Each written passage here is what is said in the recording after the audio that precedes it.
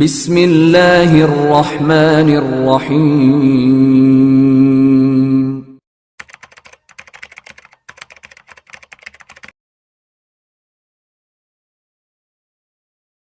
یہ ساری چیزیں تمہارے لیے مسخر ہیں، اگر تمہارا دل چاہے تو اس سمندر کا سینہ چیر کر اس میں راستے بنا دے، اگر تمہارا دل چاہے تو اس فضا کو کاٹ کر تم خلا میں چلے جاؤ، اور اگر تمہارا دل چاہے ان پہاڑوں کو چیر کر ان میں گھر بنا لو۔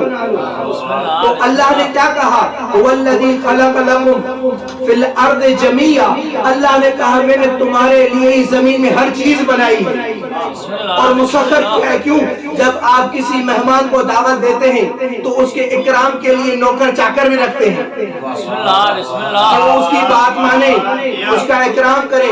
تو اللہ نے جو بھی زمین و آسمان میں ہے، جو بھی ہے، اللہ نے اس انسان کے لیے مسخر کر دیا ہے۔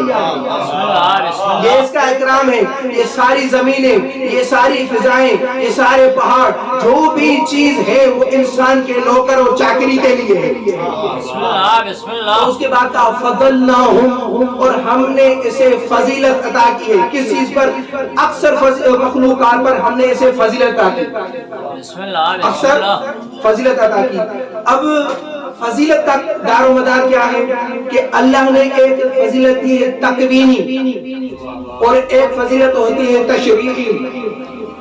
تو اللہ نے جو فضیلتیں دی ہیں وہ اکثر مخلوقات سے زیادہ دی ہیں، یعنی اسے افضل بنایا ہے۔ اور جب بھی کسی کو فضیلت دی جاتی ہے تو اضافی چیزیں دی جاتی ہیں۔ تو سارے حیوانات کو عقل اللہ نے نہیں عطا کی، جمادات کو عقل عطا نہیں کی، کسی بھی مخلوق کو انسان کے سوا عقل عطا نہیں کی، اور عقل کے ذریعے اسے اشرف بنایا اور کہا کہ تم اس عقل کے ذریعے اپنی ارتقائی مراحل تک پہنچو، یعنی انسان عقل کے ذریعے مرتقی بن سکتا ہے۔ اب عقل کے ذریعے کیا بن گیا؟ مرتقی بن سکتا ہے۔ تو اسی وجہ سے میں کہنا یہ چاہتا ہوں کہ انسان کا ابتدائی سفر کہاں سے شروع ہوا؟ قبلہ اس پر توجہ کیجیے گا۔ انسان کا ابتدائی سفر یہ تھا کہ اسے پتا بھی نہیں تھا کہ اب جب میں اپنے بھائی کو مار رہا ہوں تو اب دفن کیسے کروں۔ تو اسے ایک کوے نے بتایا کہ تمہیں دفن کیسے کرنا ہے، مگر وہ انسان آج ہواؤں میں، آسمانوں میں سفر کر رہا ہے، مگر کوا ابھی بھی وہی زندگی بسر کر رہا ہے۔ یعنی انسان عقل کے ذریعے کہاں تک پہنچ گیا۔ تو انسان کے لیے یہی چاہیے کہ اللہ نے جو بھی چیزیں دی ہیں تو اللہ نے کہا ہم نے تمہیں اشرف بنایا ہے، اور کمالات دیے ہیں تکوینی، کمالات دیے ہیں تکوینی، اور اب تشریح تمہیں اپنے اعمال سے حاصل کرنے ہوں گے تب تم اشرف بنو گے۔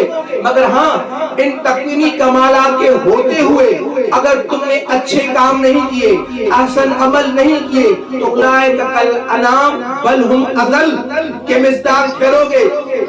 یعنی ہم نے تمہیں یہ جسم و جان دی ہے، تم اگر حسینی راہ پر چل کے پشاور میں شہید ہو جاؤ گے تو ہم تمہیں جنت ملکیت پر دے دیں گے۔